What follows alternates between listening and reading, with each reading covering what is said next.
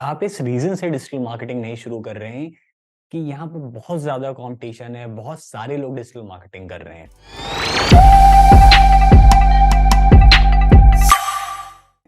आज की इस वीडियो में मैं आपको ऐसे 5 टूल्स के बारे में बताने वाला हूँ, जिसको अगर आप सीख लेते हैं, तो आप 90% से हट के एक कैटेगरी में आ जाएँगे।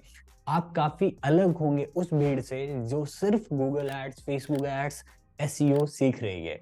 आप जिस भी रूम में एंटर करेंगे, आप एक ऐसे बंदे होंगे जिसके पास मल्टीपल स्किल्स होंगी, अलग तरीके की एक नॉलेज होगी, जिसके पास प्रैक्टिकल होगा और जिसके पास सच में एक्चुअल में कुछ अलग होगा। आज मैं आपको ये 5 टूल्स के बारे में बताऊंगा। इनको कैसे स्टेप बाय स्टेप सीखना है, इनके फ्री रिसोर्सेज भी देने वाला हूँ। तो आप एकदम टेंशन फ्री रहिए कि मैं आपको जो दूंगा उसको आप सीख सकते हो प्रैक्टिकली और अपने करियर में इम्प्लीमेंट कर सकते हो। चाहे आप जॉब में हो, बिजनेस में हो, आप खुद को बाकियों से अलग कर सकते हो। Tool number 1 that is Figma.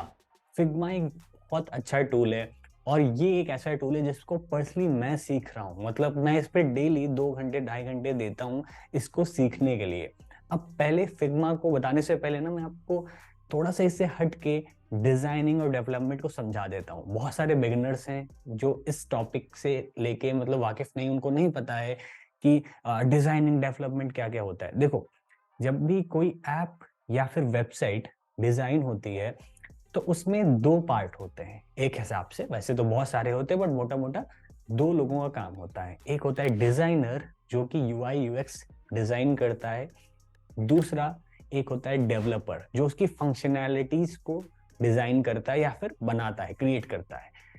तो देखो, जो यूआई यूएक्स बंदा बनाता है, यूजर इंटरफेस, यूजर एक्सपीरियंस जो क्रिएट करता है, डिजाइनर होता है, उसको डिजाइन की नॉलेज होती है। अब इंडिया में इस काम को बहुत कम लोग समझते हैं। उनको लगता है कि एक बंदा वेबसाइट वाला होता है, वही दोनों चीजें बनाता है, और जनरली ऐसा होता भी है। बट जो बड़े प्रोजेक्ट्स होते हैं, खास करके जो बाहर के प्रोजेक्ट्स होते हैं या जिसको डिजाइन बहुत स्पेसिफिक चाहिए, तो उसके लिए पहले एक डिजाइनर काम करता है।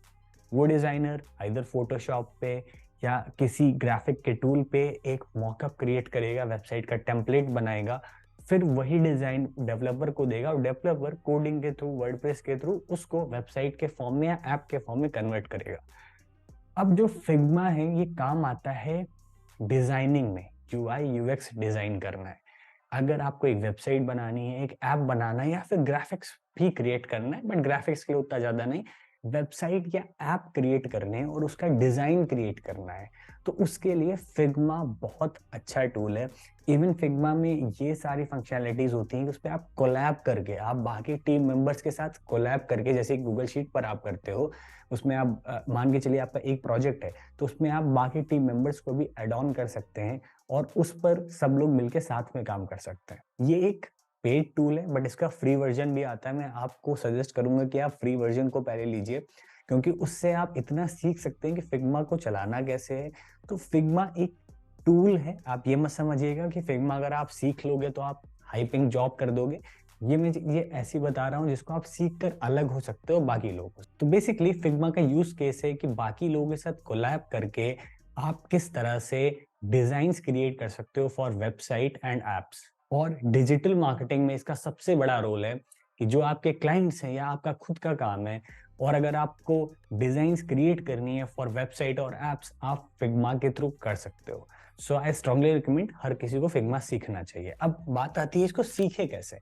देखो, इसके 2-3 सोर्सेस है जो मैंने खुद ढूंढे हैं और जिसके थ्रू मैं खुद सीख रहा हूँ। मैं बिलीव नहीं करता यार कि इन सब के ऐसे एआई के टूल्स हो गए या फिर ये सारी चीजों के पेड कोर्सेज लिए जाए, क्योंकि आज आप कोर्स लोगे वो 10 दिन बाद, 15 दिन बाद पुराना हो जाता है। तो मैं सोचता हूँ कि फ्री सोर्सेज से पहले सीखा जाए, पहले बेसिक टर्मिनोलॉजी तो समझी जाए कि होती क्या है। ठीक है, तो इसके लिए 2 सबसे इंपॉर्टेंट चीजें मैंने निकाली हैं। एक तो फिग्मा का ही यूट्यूब चैनल है जहां से आप सीख सकते हो।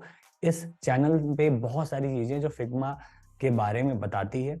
दूसरी चीज, एक यूट्यूबर है अंश मेहरा करके, ये बंदा बहुत सही है। ये संदीप माहेश्वरी के पॉडकास्ट पे भी आया था, वहीं मैंने इनको डिस्कवर किया। और इन्होंने पूरी प्लेलिस्ट बना रखी है और इनकी एक खुद की वेबसाइट भी है जो आप देख सकते हो, डिस्क्रिप्शन में वो सारी चीजें आपको मिल जाएगी। उस पर कंप्लीट यूआई यूएक्स का डिजाइनिंग कोर्स है, उसको आप देख सकते हो।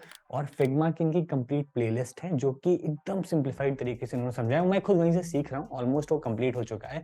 तो इसको सीख कर आप अपने करियर को बहुत ज्यादा ग्रो कर सकते हो। अब आ जाते हैं tool number 2, that is web flow. अब हम वेब फ्लो की बात करने वाले हैं। देखो, अभी मैंने आपको बताया फिग्मा के बारे में, अब मैं बताने जा रहा हूँ आपको वेब फ्लो के बारे में। अब बहुत सारे लोग कहेंगे कि यार अभी सुनने के बाद कि वेब फ्लो फिग्मा तो सेम ही है, डिफरेंस क्या है?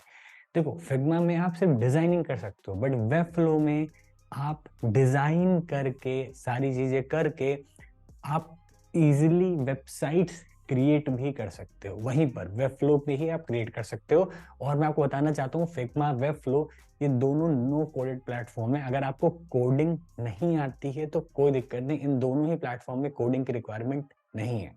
सो बेसिकली वेब फ्लो का यूज केस है कि आप विदाउट एनी कोड आप रिस्पॉन्सिव वेबसाइट्स क्रिएट कर सकते हो, जो कि बहुत बेटर डिजाइन्स के साथ क्रिएट हो सकती हैं in comparison to other tools. इसमें बहुत सारे फीचर्स हैं, जैसे नो कोड या वेरी लेस कोडिंग के थ्रू आप कर सकते हो, होस्टिंग, ई कॉमर्स की फंक्शनैलिटीज, रिस्पॉन्सिव डिजाइन, ये सारी चीजें आपको वेबफ्लो में मिल जाती हैं। डिजिटल मार्केटिंग में इसका यूज केस है, आप वेबसाइट्स, रिस्पॉन्सिव वेबसाइट्स क्रिएट कर सकते हो थ्रू वेबफ्लो। तो वेबफ्लो को पर्सनली अभी मैं सीख नहीं रहा हूँ, मैं पहले फिग्मा को सीखूंगा, देन वेबफ्लो पर मैंने प्लान किया है कि इसको भी समझने के लिए कि इंडस्ट्री में क्या चल रहा है, तो इसको भी प्रॉपर में सीखूंगा। तो Webflow is something that I recommend कि आपको ये सीखना चाहिए tool. Tool number 3, that is prompt engineering. अब ये कोई टूल नहीं है, बल्कि एक मैं आपको टेक्निक या स्किल कहूंगा। देखो, प्रॉम्प्ट इंजीनियरिंग बहुत इंपॉर्टेंट चीज है। अब मेरी बातों को सुन के आप ये मत समझना कि ये कोडिंग का चैनल है या फिर बहुत हाई लेवल ये कोई स्किल्स हैं।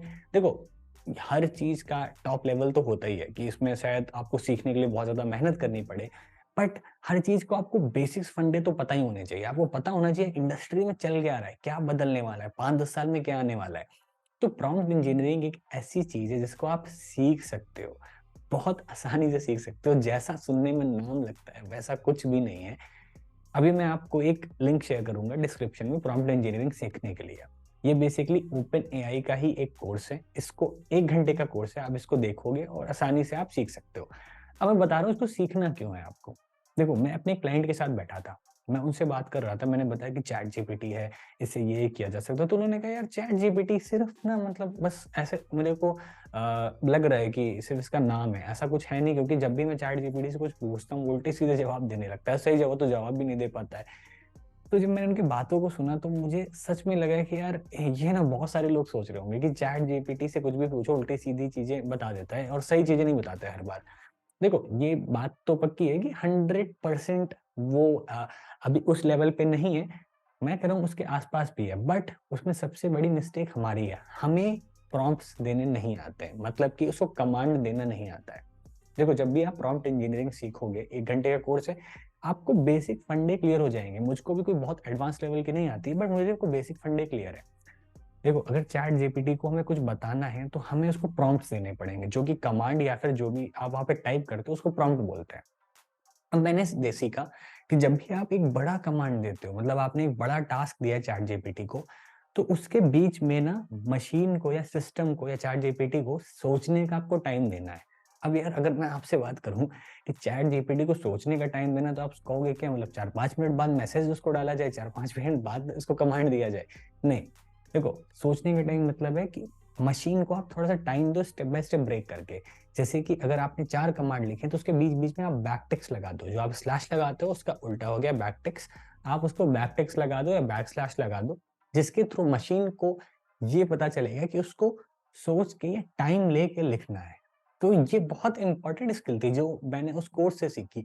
ऐसी बहुत सारी छोटी छोटी छोटी चीजें हैं जो मैंने उससे सीखा, और आज के टाइम एटलीस्ट क्लाइंट को क्लोज करने में, एक बाकी जो लोग इंडस्ट्री है उससे हट के मेरे पास एक नॉलेज हो रही है, इंप्रूवमेंट आ रहा है कहीं ना कहीं। तो ये सारी चीजें मैं आपको भी सजेस्ट करूंगा, प्लीज आप इसको सीखो और अपने करियर में ग्रो करो। Tool number 4, that is Loomly. Loomly एक सोशल मीडिया मैनेजमेंट टूल है। इसके थ्रू आप सोशल मीडिया क्लाइंट्स को, या सोशल मीडिया मार्केटिंग आप करते हो तो आप अपने सारे क्लाइंट्स को मैनेज कर सकते हो।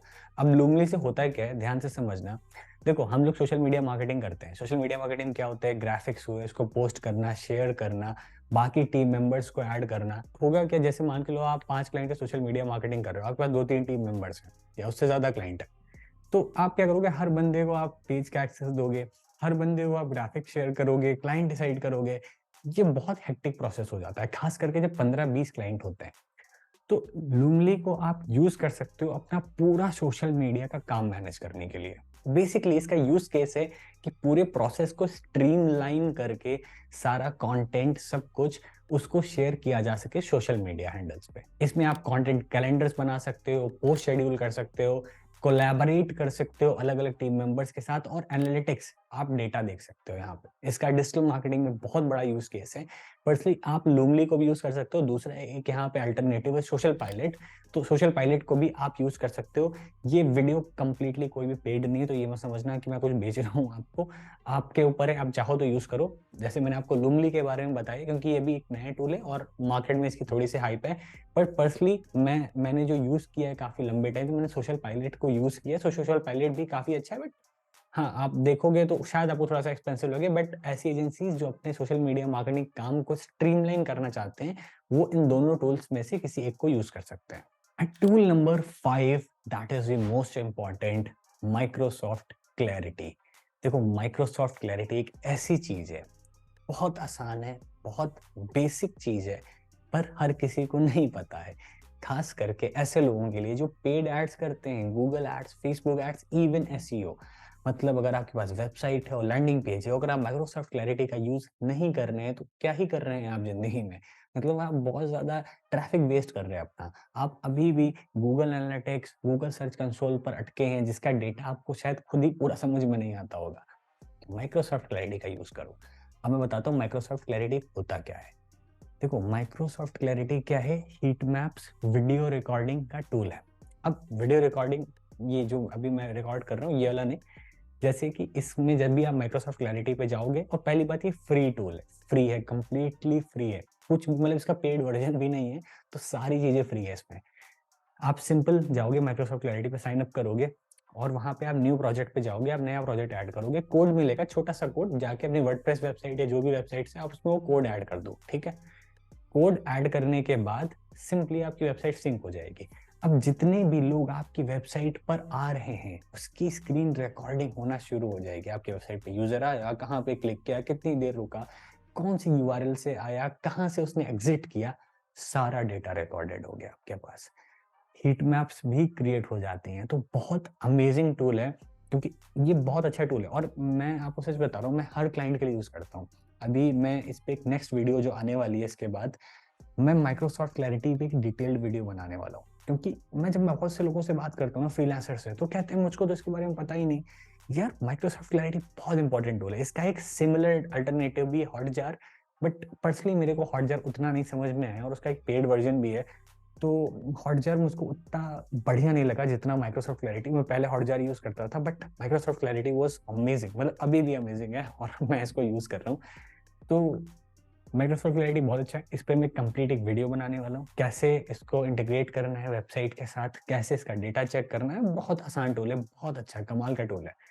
आई होप आपको मजा आया होगा इस वीडियो को देख के, आपको एक नया इंस्पिरेशन मिला होगा, ये समझने को मिला कि मार्केट को डोमिनेट कैसे करना है। आप अगर रूम में 10 लोग बैठे हो, अगर आप वहां पे एंटर कर रहे हो, और आपके पास इन सारे टूल्स की नॉलेज है, प्रैक्टिकल एक्सपीरियंस है, तो शायद 1-2 लोग और होंगे सीखने वाले, बट बाकी लोगों से आप अलग हो चुके हो। आपको अगर इस तरह की और भी वीडियोस चाहिए, तो प्लीज नीचे कमेंट करके बताना।